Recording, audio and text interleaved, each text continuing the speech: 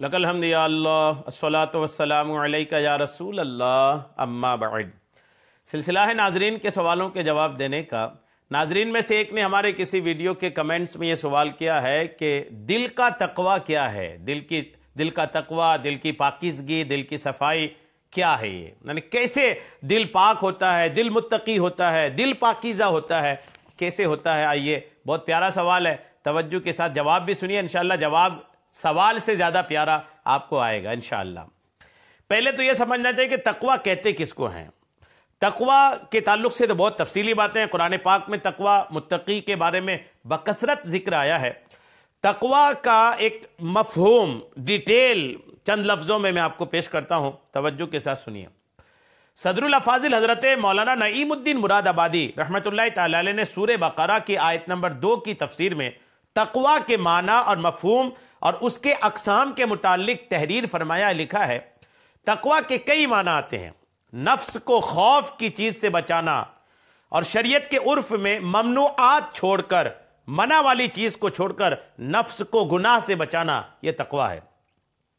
حضرت ابن عباس رضی اللہ تعالی عنہما نے فرمایا کہ متقی وہ ہے جو شرک و کبائر و فواحش سے بچے، شرک سے بچے، بڑے گناہوں سے بچے، فحش کاموں سے بچے۔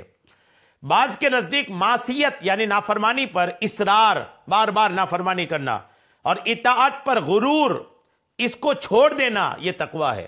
یعنی اطاعت، نیکی، فرما برداری پر غرور نہ کرے اور معصیت کو بار بار کرنے سے بھی پرہیز کرتا رہے، نافرمانی بار بار نہ کرے، تو یہ بھی تقوی ہے۔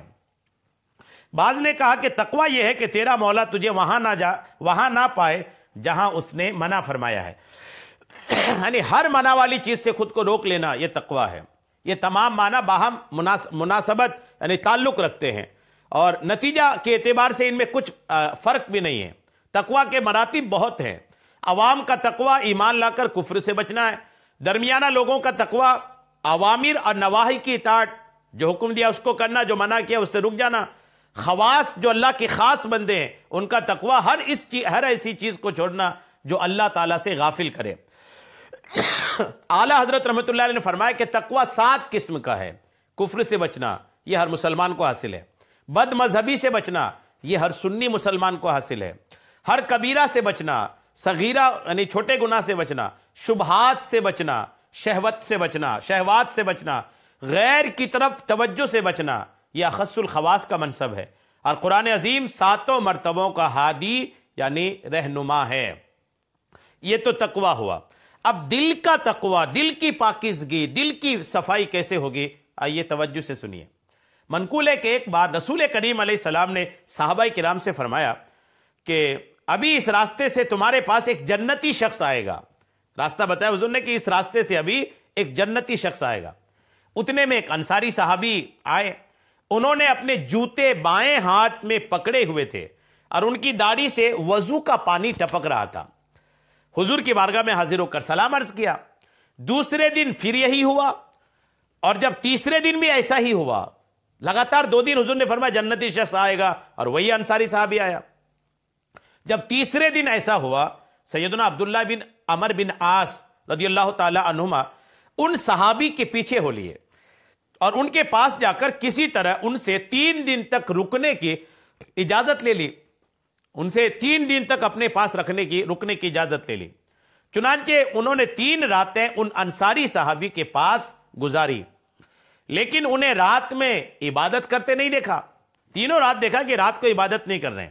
ہاں، جب وہ اپنے بستر پر کروٹ لیتے تو اللہ پاک کا ذکر کرتے، یہاں تک کہ نماز فجر کے لیے اٹھ کھڑے ہوتے۔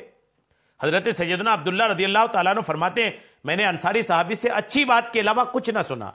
جب 3 دن پورے ہوئے تو میں نے کہا اے اللہ کے بندے، میں نے حضور نبی پاک علیہ السلام کو 3 بار سنا کہ ابھی تمہارے پاس ایک جنتی شخص آئے گا، اور تینوں بار آپ ہی آئے۔ تب ہی میں نے پختہ ارادہ کر لیا تھا کہ آپ کا عمل جانوں گا، آپ کرتے کیا ہیں جانوں گا، لیکن میں نے آپ کو کوئی بڑا عمل کرتے نہیں دیکھا، تو پھر آپ کو یہ مرتبہ کیسے حاصل ہوا؟ انہوں نے جواب دیا میرا کوئی اور عمل نہیں، بس یہی ہے جو آپ نے دیکھا ہے۔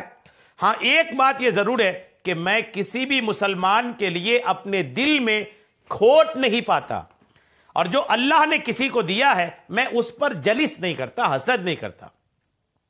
حضرت عبداللہ ابن عمر فرماتے ہیں کہ میں نے ان سے کہا یہی وہ عمل ہے جس نے آپ کو رفعتیں یعنی بلندیاں بخشی، اور ہم اس کی طاقت نہیں رکھتے۔ احیاء العلوم جلد 3 صفحہ 571۔ غور کیجئے کہ وہ جنتی صحابی کے 2 عمل، ایک دل میں کھوٹ نہیں کسی مسلمان کے لیے، اور دوسرا کسی مسلمان کو کچھ ملا ہے تو اس کے بارے میں ان کو حسد نہیں ہے، جلس نہیں ہے۔ یہ دل کی صفائی ہے، دل میں کسی کا کھوٹ نہیں ہو، دل میں کسی کی جلس نہ ہو، آپ کا دل پاک ہے۔ دل کی پاکیزگی کی بڑی اہمیت ہے۔ معلوم ہوا کہ دل کی طہارت اور پاکیزگی جنت میں لے جانے والے اعمال میں سے ہے۔ ہمیں تمام مسلمانوں بالخصوص رشتہ داروں کے لیے اپنے دل کو ہر طرح کے حسد، بغض، کینہ وغیرہ سے پاک رکھنا چاہیے۔ جو شخص حسد، بغض اور کینہ میں مبتلا رہتا ہے وہ اپنا ہی نقصان کرتا اور خود ہی سینے میں آگ دہکاتے رکھتا ہے۔ لوگ اس سے نفرت کرتے ہیں، اس کی کوئی قدر و منزلت نہیں ہوتی۔ ایسا شخص مردہ ضمیر، میلے دل، خراب صحت اور دائمی پریشانیوں کے چنگل میں پھنس جاتا ہے، جبکہ ان تمام چیزوں سے دل کو پاک رکھنے والا صحیح سلامت زندگی گزارتا ہے، اپنے دوستوں میں اضافہ کرتا ہے، لوگوں کے جھرمٹ میں رہنے کے ساتھ دنیا اور آخرت کی تباہیوں سے بچ جاتا ہے، بلکہ ہر طرح کی کامیابیاں اس کا مقدر بنتی ہیں۔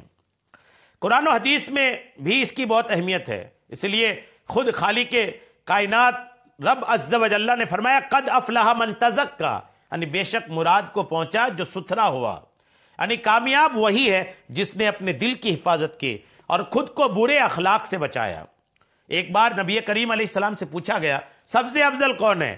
ارشاد فرمایا کل مخموم القلب صدق اللسان، فرمایا کہ صدق اللسان سچی زبان والا تو ہم جانتے ہیں، لیکن مخموم القلب کون ہے؟ فرمایا وہ ایسا ستھرا ہے جس پر نہ گناہ ہو، نہ ظلم، نہ کینہ اور نہ حسد ہو۔